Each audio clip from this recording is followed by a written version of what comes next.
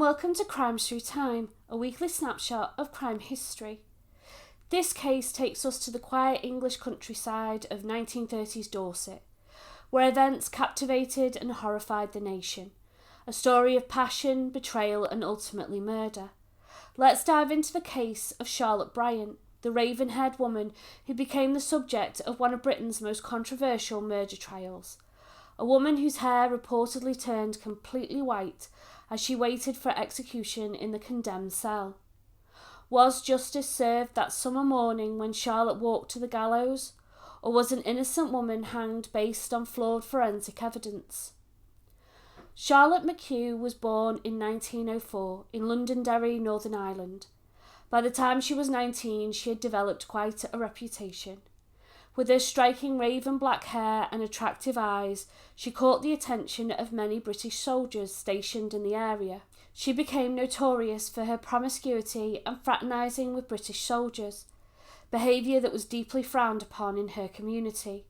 So much so that local Irish Republicans threatened her with tarring and feathering, a brutal form of public humiliation if she didn't mend her ways. In 1922, Charlotte would meet 27-year-old Frederick Bryant, a military policeman serving with the Dorset Regiment in Londonderry. Frederick was described as a simple country lad who had served in the army during World War I. He was immediately smitten with the vivacious Charlotte, and when his tour of duty ended, she agreed to leave Ireland behind and move to England with him. Shortly after arriving, the couple married in Wells, Somerset. Frederick returned to civilian life as a farm labourer. In 1925, he secured work as a cowman at a farm near Yeovil, in the picturesque village of Overcompton. The couple moved into a tied cottage, housing provided as part of Frederick's employment. Over the next 13 years, the couple would have 5 children. However, questions would later be raised about whether Frederick was indeed the father of all these children. Charlotte quickly discovered that the quiet rhythm of English village life was vastly different from the excitement she had known in Londonderry. Boredom set in. Her days were increasingly spent drinking and occasionally turning to prostitution. Perhaps most shockingly to their neighbours, Frederick appeared largely indifferent to his wife's behaviour. He reportedly once remarked, "I don't care what she does. £4 a week is better than 30 shillings, referring to the extra income her activities brought in compared to his modest wage of just 30 shillings or £1.50 a week. But Charlotte's volatile life was about to take another dramatic turn. In December 1933, Charlotte met Leonard Edward Parsons, a horse trader and gypsy. Leonard began lodging at the Bryant's cottage intermittently between his business trips, and it wasn't long before he and Charlotte began a passionate affair. Leonard himself had a common-law wife, Priscilla Loveridge, and 4 children of his own. Initially, Frederick and Leonard seemed to get along well, often drinking together at the local pub. Then the domestic arrangement in the small cottage took an unusual turn. Charlotte and Leonard began sharing the marital bed, while Frederick slept on the couch. The unconventional arrangement soon caught the attention of Frederick's employer. In 1934, Frederick lost his job at the farm because his employer strongly disapproved of what was happening in the tied cottage. The Bryant family and Leonard were forced to move to the village of Coombe near Sherburgh, Dorset. Frederick found new employment as a farm labourer, and the unusual living arrangement continued. Eventually, however, the seemingly tolerant Frederick reached his breaking point, and he ordered Leonard to leave the family home.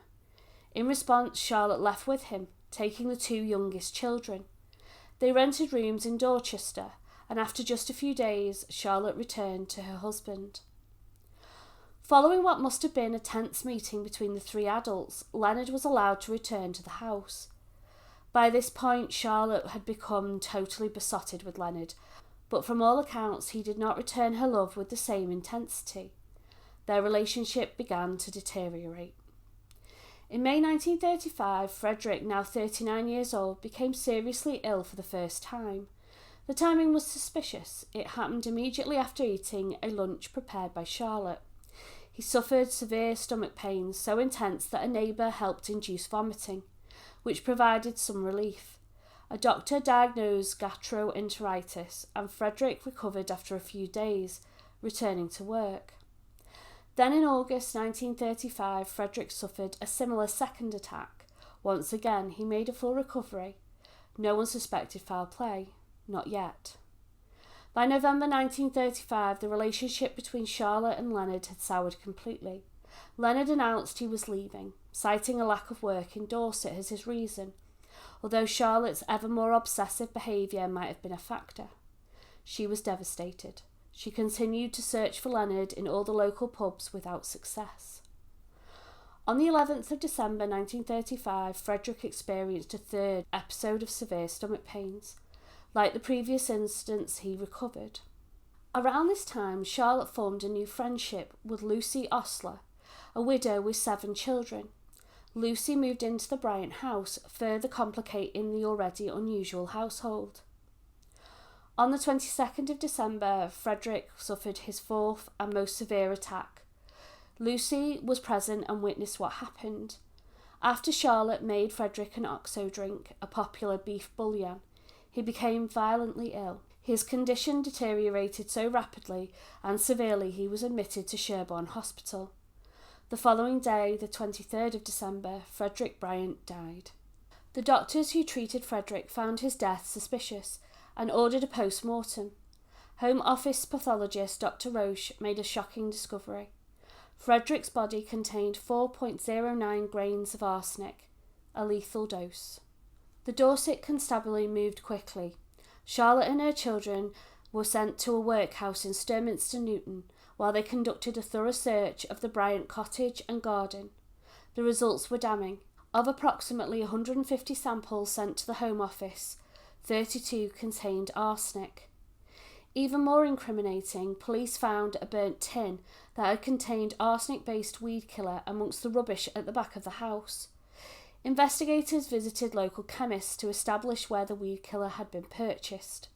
A Yeovil chemist reported selling weed killer to a woman who had signed the poisoned register with an X. Significant because Charlotte was illiterate. However, the chemist was unable to identify either Charlotte or Lucy in a subsequent identity parade. Nevertheless, traces of arsenic were found on the shelves in the house and in one of Charlotte's coat pockets. On the 10th of February 1936, Charlotte was arrested at the workhouse in Sturminster Newton and charged with Frederick's murder. She reportedly told arresting officers, "I haven't got poison from anywhere, and that people know. I don't see how they could say I poisoned my husband." From the 27th to the 30th of May 1936, Charlotte Bryant stood trial at Dorset Assizes in Dorchester before Mr. Justice McKinnon. The prosecution, led by Solicitor General Sir Terence O'Connor, painted Charlotte as a cold-blooded murderess who had poisoned her husband to be with her lover, Leonard Parsons, the classic eternal triangle motive. Barrister Mr. J.D. Caswell, KC, defended Charlotte, but the evidence presented against her was compelling. Lucy Osler, Charlotte's friend, who had moved into the Bryant home, provided damning testimony. She claimed Charlotte had made Frederick an OXO drink the night he died, after which he had become violently sick. Lucy testified that Charlotte had said she hated Frederick and had only stayed with him because of the children. Perhaps most damaging, Lucy claimed Charlotte had mentioned needing to get rid of the weed killer tin, and that she, Lucy, had found remains of burnt clothing in the boiler and the tin amongst the ashes. Leonard Parsons also testified about their sexual relationship. This ruined Charlotte's reputation in the eyes of the jury. Dr. Roche, the pathologist, demonstrated how arsenic could be dissolved in OXO and remain undetectable. He testified that the ashes from the boiler contained 149 parts per million of arsenic, versus what he claimed was normal, 45 parts per million, suggesting an attempt to destroy evidence. This is the testimony that would end up being controversial.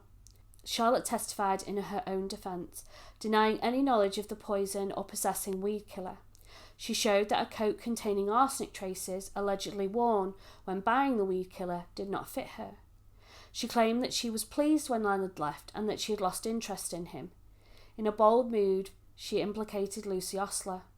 But perhaps the most devastating testimony came from Charlotte's own children. Her son Ernest testified that she had asked him to dispose of some blue bottles in late December. Her daughter Lily testified that she'd seen Leonard with a blue bottle which contents fizzed when poured onto stone in front of Charlotte. On the 30th of May 1936, after just under an hour's deliberation, the jury found Charlotte guilty. When asked if she had anything to say before sentencing, she replied simply, "I am not guilty." Mr. Justice McKinnon sentenced her to death by hanging. After the trial, a potential lifeline emerged. Mr. Coswell received a letter from Professor Bone, who had read about the case. Professor Bone made a shocking claim that 149 parts per million of arsenic in ash was normal, or even low, contradicting Dr. Roche's testimony that had been so crucial to the prosecution's case. With this new evidence, Charlotte's appeal was heard at the Appeal Court in London on the 29th of June 1936. However, the Court of Appeal refused to hear Professor Bone's evidence. Lord Chief Justice Gordon Hewitt stated it would be intolerable to listen to the afterthoughts of a scientific gentleman. The appeal was denied and the sentence was upheld. Desperate efforts were made to save Charlotte's life. Sir Stafford Cripps, MP, applied to the Home Secretary to declare a mistrial and order a new trial based on the flawed evidence. Questions were raised in Parliament about the case. Petitions circulated. But the Home Office appeared to have an unwritten rule that poisoners should not be reprieved. And on Tuesday, the 14th of July 1936, Home Secretary Sir John Simon declined to grant a reprieve or a new trial. The prison governor informed Charlotte that the execution would proceed as scheduled. Charlotte spent almost 6 weeks in the condemned cell at Exeter Prison. According to reports, her once black hair turned completely white due to the stress. She made the heartbreaking decision to not see her children one last time, feeling it would be too difficult for them. Father Barney, a Catholic priest, visited her regularly and set up a small altar in her cell. During these final weeks, Charlotte began reading and writing with help from female warders. She dictated a telegram to the king asking for clemency. She also wrote a letter stating, "It is all, name redacted. It's false, I'm here. I listened to the tales I was told, but I have not got long now, and I will be out of my troubles. God bless my children." I think it's most likely Lucy that is the redacted name, the only other person present when Frederick got ill, and therefore the only other person Charlotte could blame. At 8 a.m. on the 15th of July 1936, Charlotte Bryant was executed at Exeter Prison. The execution was carried out by Tom Pierrepoint, assisted by Thomas Phillips. The official prison records noted Charlotte was 5 feet, half an inch tall, and weighed 133.5 pounds. She was given a drop of 8 feet 5 inches, though it was measured afterwards as 8 feet 7 inches from her heels to the platform. She would be the last woman executed in Exeter. The cause of death was recorded as definite dislocation of the cervical spine. Father Barney attended her execution and later described her final moments as truly edifying, and that she met her end with Christian fortitude. Significantly, he reported that she never confessed to the murder, maintaining her innocence until the end. Charlotte's body was buried within the prison grounds the same day. She left only 5 shillings and 8 pence, about 29 pence, to her 5 children, who were taken into the care of Dorset County Council. So, was Charlotte a cold-blooded murderer who poisoned her husband to be with her lover? Or was she the victim of circumstantial evidence, unreliable testimony, and a justice system too quick to condemn? The fact that crucial scientific evidence was dismissed by the Court of Appeal raises serious questions about the fairness of her trial. I believe she should have been granted a retrial to fully explore the arsenic analysis, but on balance, the circumstantial evidence being present at all 4 attacks on Frederick, and who else would want him dead? What would Lucy have gained from Frederick dying? I think it's enough to conclude that she probably was guilty of the murder, but let me know what you think in the comments. Charlotte's letters to her family, written from the condemned cell, are displayed in the Museum of Justice in Nottingham. Thank you for watching. Please like and subscribe and let me know what you think of this case in the comments below, and I look forward to welcoming you in the next one.